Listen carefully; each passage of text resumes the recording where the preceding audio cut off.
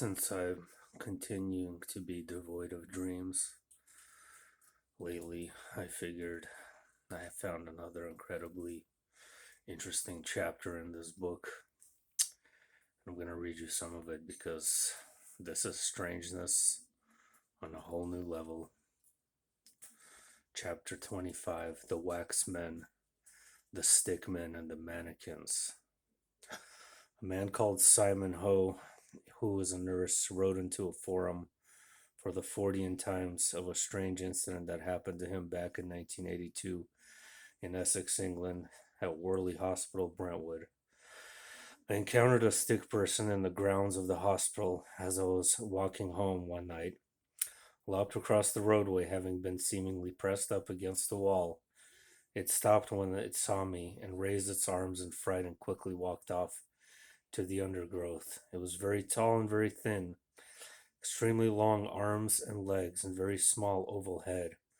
Totally black and no obvious clothing. I saw no face, even though it emerged near a street lamp and so was well illuminated. I was terrified to this day, and no one believes me. If one were to think this is a hallucination, however, one might be wrong. In 2003, a man called Andy wrote into the Cauldron about an experience that happened to him when he was attending university in London, living in a leafy suburb called Brockley. It was an experience for which I have no explanation. In the early hours of the morning, I was walking back from a friend's house where another friend, Sue, and myself had spent the whole night talking and revising with a group of other people.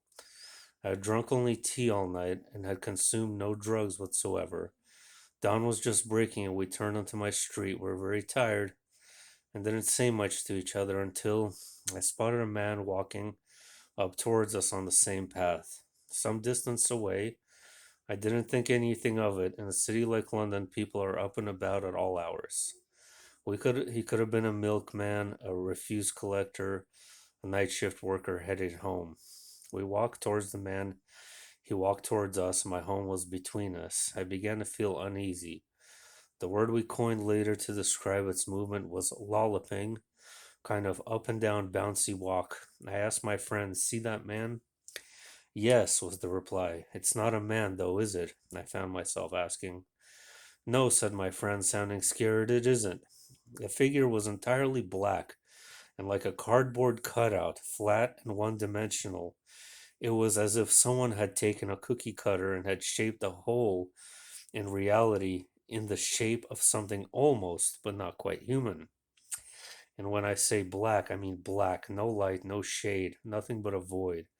It had no features at all, and it had arms that hung down to its knees. Both Sue and I felt the creature had realized we could see it for what it really was, rather than what we were supposed to see.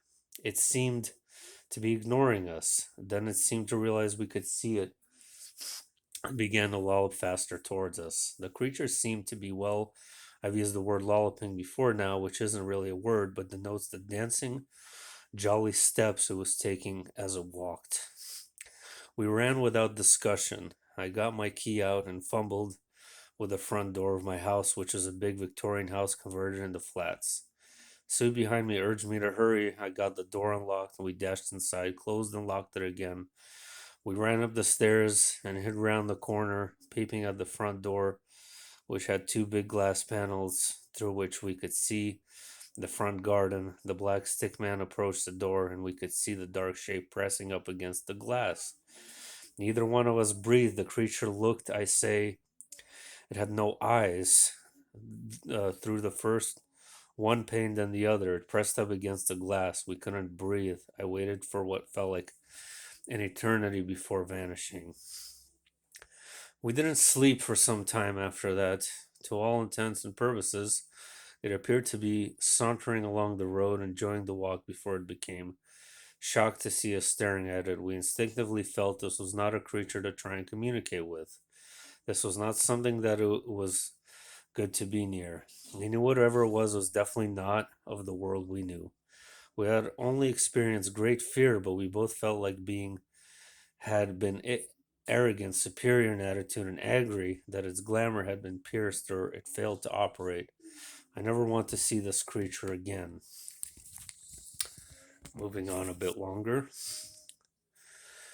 In Elkader, Iowa, on February 15, 2004, approximately 11 p.m., a witness was returning to her home after finishing some work on her farm when something caught her eye and she reached the door.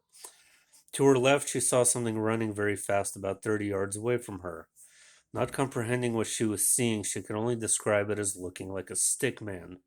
She said that it seemed to turn its head over its left shoulder and look straight at her. Then it took off in a sprint towards her front door. Very frightened, the witness ran inside quickly, locked all the doors. It took her hours to calm down. At first, she cried so hard she started to hyperventilate. At the time, she never told anyone, not even her family, about what she had seen. She said she felt like the thing wanted her to see it for some reason. Kathy Casey says in May 2013, it was coming out of my studio behind my house when I saw the movement.